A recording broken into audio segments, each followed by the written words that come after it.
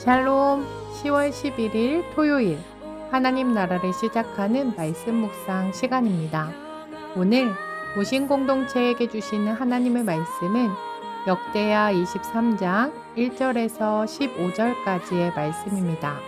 젊은 일 누리의 이종렬 집사님께서 말씀을 읽어주시겠습니다. 하나님 말씀에 귀 기울이시기 바랍니다. 제7년에 여호와다가 용기를 내어 백부장 곧 여로함의 아들 아사랴와 여호하난의 아들 이스마엘과 오벳의 아들 아사랴와 아다의 아들 마아세야와 시그리의 아들 엘리사밧 등과 더불어 언약을 세우매 그들이 유다를 두루 다니며 유다 모든 고을에서 레이 사람들과 이스라엘 족장들을 모아 예루살렘에 이른지라. 온 회중이 하나님의 전에서 왕과 언약을 세우매 여호야다가 무리에게 이르되 여호와께서 다윗의 자손에게 대하여 말씀하신 대로 왕자가 즉위하여야 할지니 이제 너희는 이와 같이 행하라.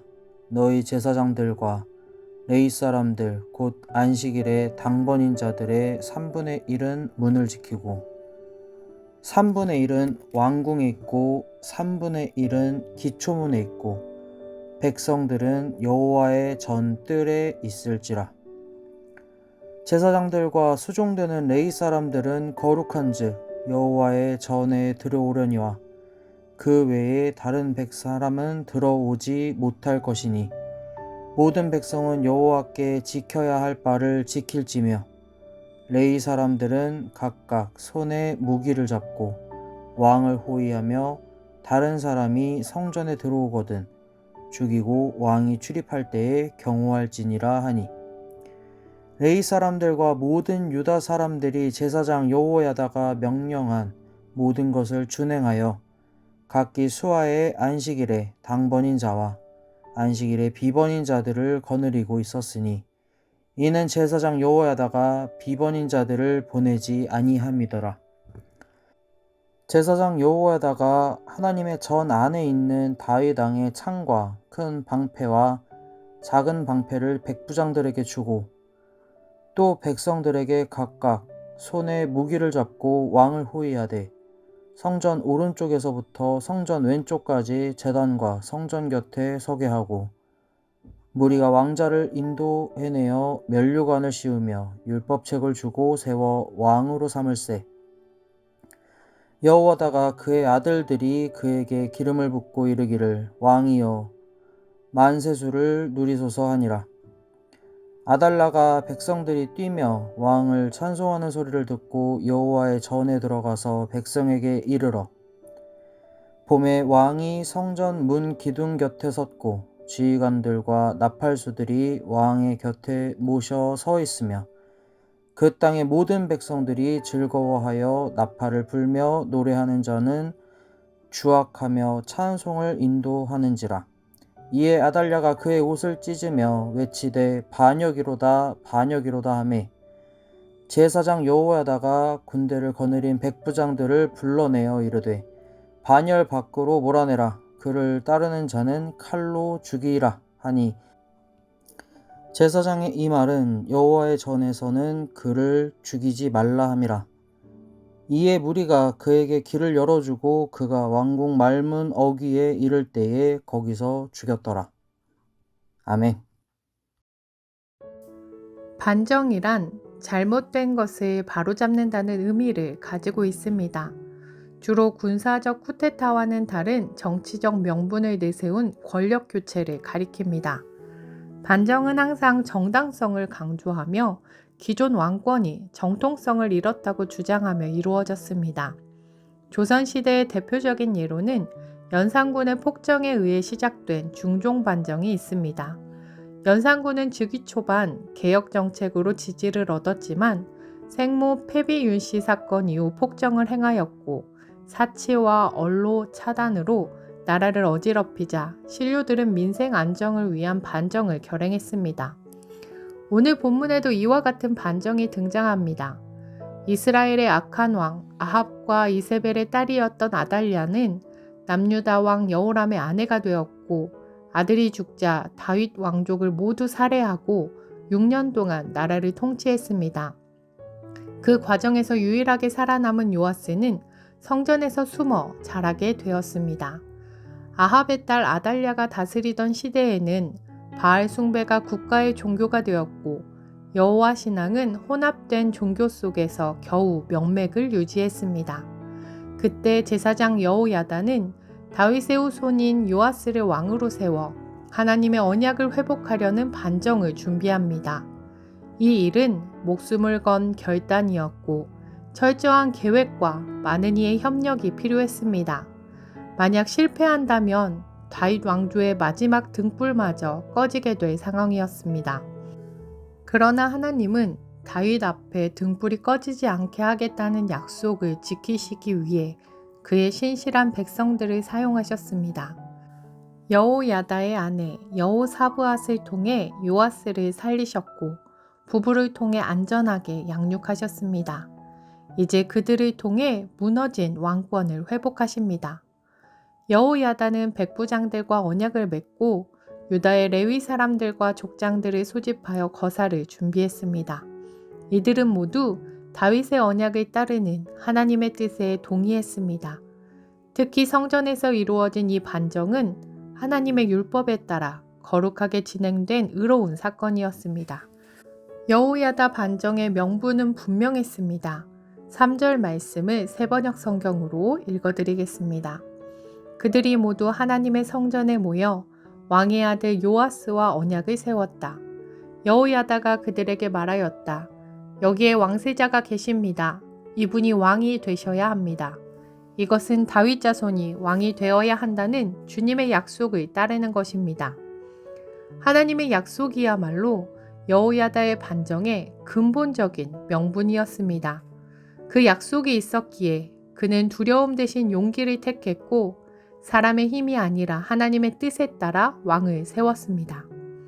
거사 당일인 안식일에 레위인과 백성은 여호야다의 명령에 따라 정연하게 움직였습니다. 백부장들이 제사장과 레위인들을 이끌고 오자 여호야다는 성전에 보관된 다윗의 창과 방패를 건네주었습니다. 이는 다윗 왕조의 정통성을 상징하며 그 후손을 세우는 일에 합당한 무장이었습니다. 병사들의 호위 가운데 요아스를 사람들 앞에 인도해낸 후 머리에 면류관을 씌우고 율법책을 주고 기름을 부어 왕으로 세웠습니다. 그 자리에서 모든 이들이 환호하며 왕의 만세를 외쳤습니다. 이 모든 과정은 여호와의 율법에 근거하여 다윗 왕조의 회복과 하나님의 약속의 성취를 선포하는 거룩한 예식이었습니다. 결국 이 사건은 단순한 정치적 반정이 아니라 하나님께서 하나님의 언약을 신실하게 지키시는 역사였습니다. 사람의 눈에는 혼란과 위기처럼 보여도 하나님은 언제나 하나님의 약속을 잊지 않으시고 하나님의 열심으로 하나님의 뜻을 이루어 가십니다. 우리 또한 그 하나님을 굳게 믿으며 흔들리는 세상 속에서 하나님의 약속을 붙들고 순종하는 여호야다의 믿음으로 서는 우신 공동체 되길 소망합니다. 기도하겠습니다. 사랑의 하나님, 하나님은 혼란한 시대 속에서도 다윗에게 하신 약속을 잊지 않으시고 그 약속을 신실히 이루어 가셨습니다. 하나님의 말씀을 붙들고 순종했던 여호야다를 통해 일하셨습니다. 우리 삶에도 하나님의 약속을 믿고 순종하는 용기와 믿음을 허락해 주옵소서. 하나님이 세우신 언약을 붙들며 그 약속 안에 소망을 두는 우신 공동체 되게 하옵소서. 감사드리며 예수님 이름으로 기도드립니다. 아멘. 오늘 말씀을 읽어주신 이종렬 집사님의 레마의 사연 말씀을 전해드립니다. 욥기 7장 19절. 주께서 내게서 눈을 돌이키지 아니하시며 내가 침을 삼킬 동안도 나를 놓지 아니하시기를 어느 때까지 하시리이까. 안녕하세요. 제 인생을 담아 레마의 말씀을 나눌까 합니다. 저의 10대는 폭력적인 아버지와 알코올릭인 어머니 밑에서 보냈습니다. 어머니는 제가 9살 때부터 병원 신세를 지셨고 14살 되던 해 자살로 생을 마감하셨습니다. 그 시절 저는 제정신으로 살아남기조차 어려웠습니다. 다행히 저는 대학 시절 선교단체를 통해 예수님을 만나서 죽지 않을 수 있었습니다. 그때 저는 열심히 살면 하나님이 저를 사랑해 주실 것이라 믿었습니다. 매일 4-5시간만 자며 공부, 선교단체 활동, 아르바이트를 10년간 이어갔습니다. 그러다 결국 몸이 버티지 못해 과로로 위에 종양이 생겼습니다. 더 큰 충격은 그토록 사랑했던 선교단체가 사역자들의 변질로 이단이 됐습니다. 저는 그 길을 반대했습니다. 그러자 가까웠던 친구, 후배 모두 저를 적 그리스도라 비난했습니다. 그 결과 20대에 건강, 관계, 공동체 모두 잃었습니다. 제 나이 30 즈음이었습니다. 그때 처음 하나님께 항변했습니다. 제가 무엇을 그렇게 잘못했습니까? 죽지도 못하게 예수 믿게 해놓고 열심히 살았는데 왜 저는 모든 걸 잃어야 합니까? 저 같은 사람이 뭐 그리 대단하다고 이렇게까지 괴롭히십니까? 오늘 욥기 7장 19절에 욥처럼 대들었습니다. 그러나 하나님은 한마디 대답도 하지 않으셨습니다. 대신 아내인 이성은 집사를 비롯해 새로운 사람을 만나게 하시고 청와대 비서관을 꿈꾸던 사람에게 평범한 직장으로 보내셨습니다. 올 초 아들도 태어났습니다. 돌아보니 제가 대들었던 말씀 그대로 하나님은 제가 침 삼키는 순간도 저를 놓지 않으신 분이었습니다. 10대의 저를 살리기 위해 선교단체로 이끄셨고 20대의 저를 위해 건강하지 못한 관계와 삶과 신앙과 결별케 하셨고 30대에 상상하지 못하던 새 인생을 주셨습니다. 하나님이 아무것도 아닌 저에게 왜 그렇게 하셨는지 모르겠습니다. 하지만 한 가지는 분명하죠. 어쨌든 하나님은 절 살리셨습니다. 마흔의 이종렬은 어떨까요? 잘은 모르지만 그래도 괜찮을 것 같습니다. 침 삼킬 때까지 우리를 놓지 않으시는 하나님이 계시니까요.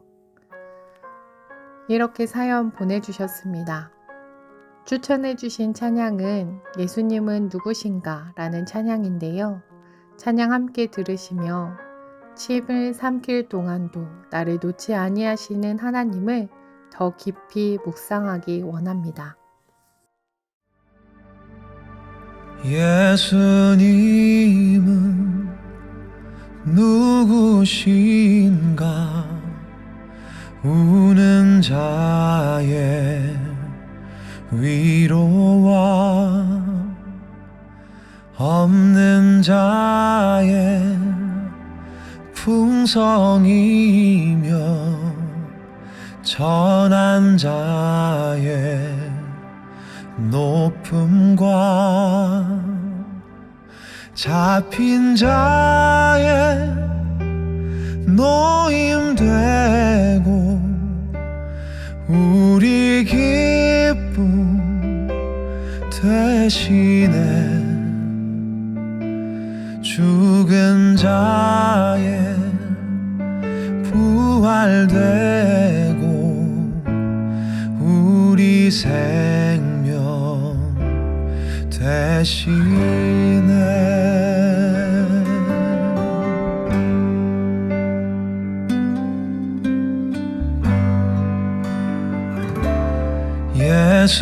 예수님은 누구신가?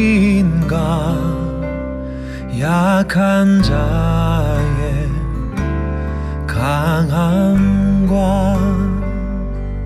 눈먼 자의 빛이시며 병든 자의 고침과 만국인의 구주시며 모든 왕의 왕이요 심판하신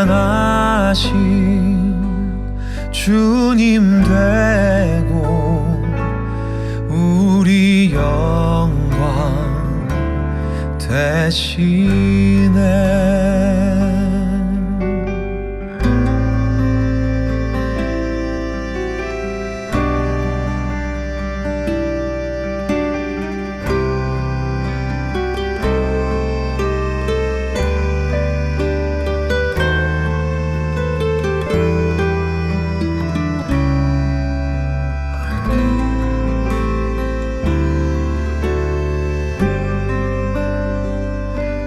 잡힌 자의 노임 되고 우리 기쁨 되시네.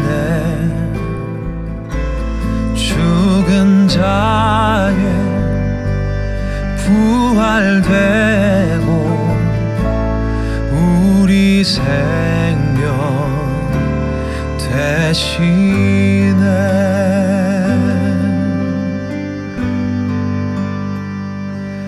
내 영혼에 빛이시며 우리 소망 되시네.